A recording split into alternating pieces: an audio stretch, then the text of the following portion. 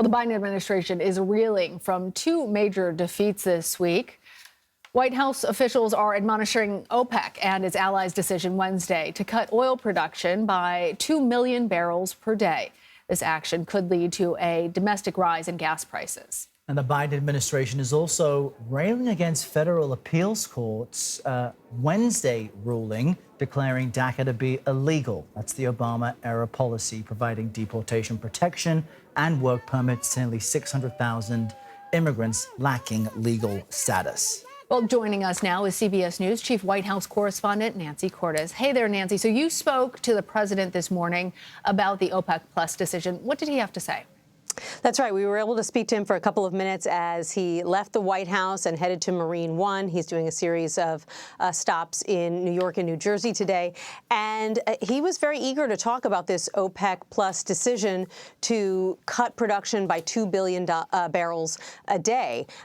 He said the other day that it was unnecessary and that he was disappointed. And I asked him today whether he is considering doing something that would be somewhat controversial, which would be to reestablish some kind of relationship with the dictatorship of Venezuela in order to have access to more oil that's drilled there. So take a listen to that exchange.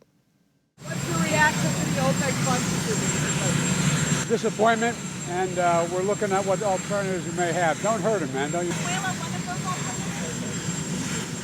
There's a lot of alternatives. We haven't made up our mind yet. So the president not willing to say there that he is going to actually reestablish relations with Venezuela. But the Wall Street Journal has been reporting that the White House is considering lifting some sanctions on Venezuela, which would enable big oil companies like Chevron to produce more oil there if Venezuela is willing to impose some democratic reforms.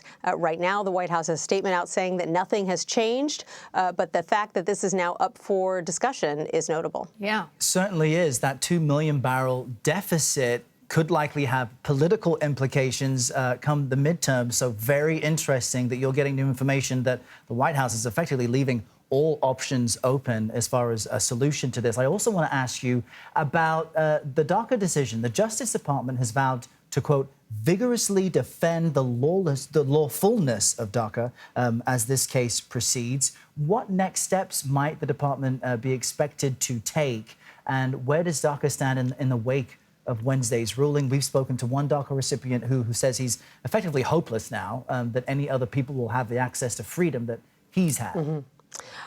Well, he shouldn't be hopeless, but certainly this was a setback, and the Biden administration and the Department of Homeland Security and the Justice Department all expressed their disappointment with this decision that upheld a lower court decision that said that parts of the DACA executive order that was issued by President Obama back in 2012 was unlawful. But the Biden administration has already put together a new DACA rule that would replace parts of this executive order that have been problematic. And what the judges said yesterday was that the lower court should now go back and look at that Biden rule and see if it passes muster and see if it can just go ahead and replace the Obama-era executive order. So for now, the program remains in place, although new DACA recipients can't be added. It only applies to people who are already part of the program, as we watch to see what the lower court is going to do about this new Biden administration rule that has been crafted that the administration hopes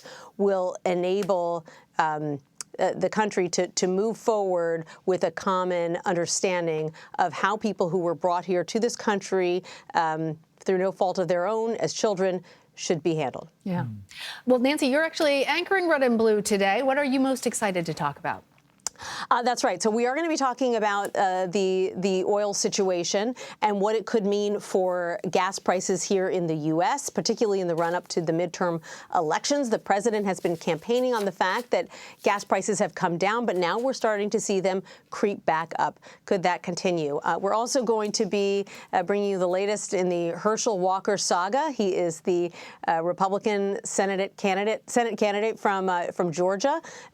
He just said today say he has no idea who this woman is, who is accusing him of paying for her abortion.